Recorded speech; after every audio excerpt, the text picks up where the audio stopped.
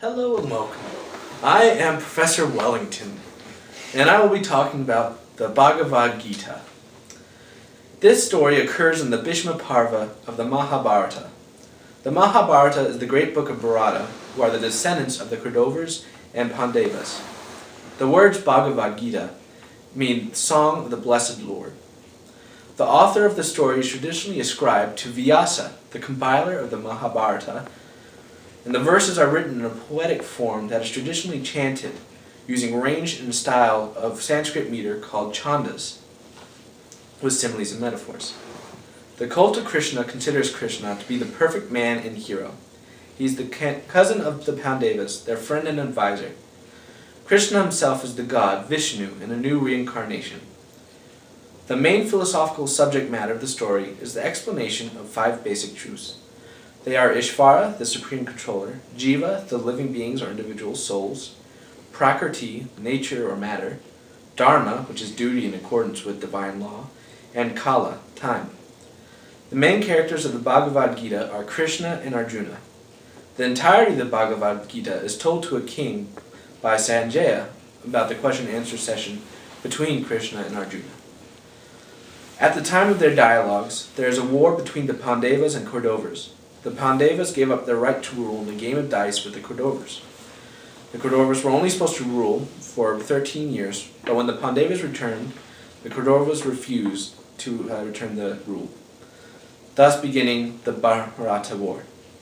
Krishna gave Arjuna the answers to his question, which summarizes the yogas and ways to attain moksha throughout the book.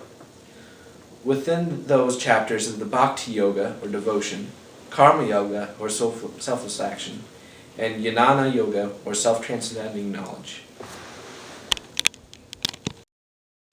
Onward, Krishna, to battle! Wow.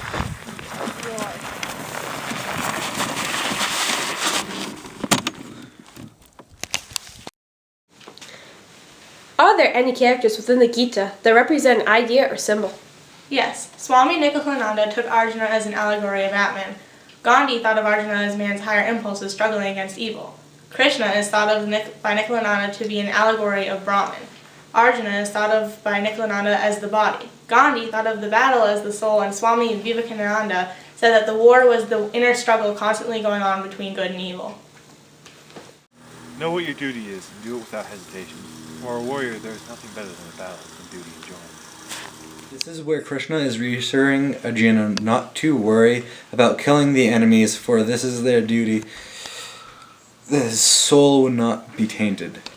If you are killed, you gain heaven. Triumph, and you gain the earth.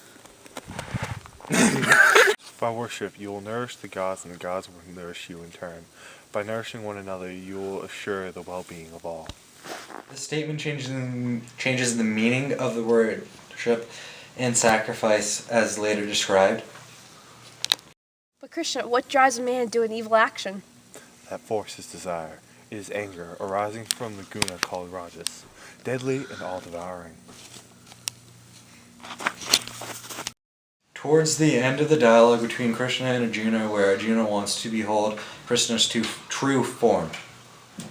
Since you are not able to see me with mortal eyes, I will grant you divine sight.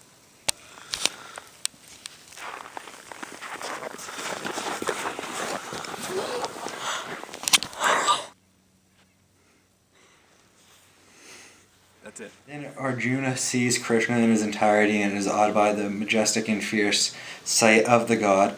Arjuna begs to see Krishna in the form of the charioteer, who pleadingly obliges. With or without you, these warriors and their facing armies will die. Therefore, stand up, win glory. Already I have struck them done. There are 3 main meanings to this story. One meaning is that you live a life with no desire and non-attachment. Another meaning is that you do good and you never sin. The final and the best way is to self-sacrifice to the oversoul or Brahman, and that is the best way, is because you are doing what you're supposed to do, your dharma, and even if you do sin, your sin is burned away. Anyways, practice go. Yoga describes a unified outlook, serenity of mind, skill in action, and the ability to stay attuned to the glory of the Atman and the Supreme Being. The major division is between jnana and bhakti, the reflective and emotional types of men. Hinduism encourages men to test and combine them. The Bhagavad Gita states that the wisdom of yoga on this path, no effort is wasted, and no gain is ever reversed. Even a little of this practice will shelter you from the great sorrow. When a man gives up all desires that emerge from the mind and rests contented in the self by self, he is called a man of wisdom. This man can attain moksha, but the Gita also says there are 6 evils that can prevent a person from gaining moksha, and these 6 evils are listed here because I lack the knowledge to pronounce these, but they are basically lust, anger, greed, delusion, pride, and jealousy. They ultimately prevent a person from gaining moksha.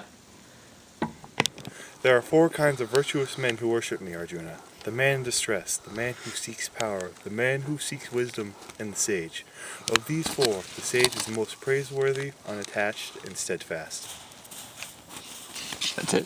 These 4 types of men show the characterization that will allow people into heaven. It also means that the best type of man to worship Krishna is the sage, who has sacrificed everything for the good of Krishna. The 3 gunas, born of nature, sattva, rajas, and tamas, bind to the mortal body the deathless embodied self.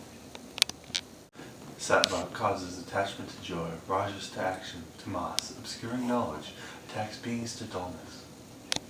Sattvic men worship the gods, rajastic men, demigods and demons, tamastic men, wars the dark spirits and the ghosts of the dead. Basically, the overall idea of the Gita is to show the different ways to attain moksha. Number 1 would be non-attachment, meaning you don't attach yourself to worldly things. Number 2 is good karma, which is generally just being a good person. And number 3 is self-sacrifice, which is sacrificing worldly things to do your duty of dharma. And dharma itself is just your lifely goals.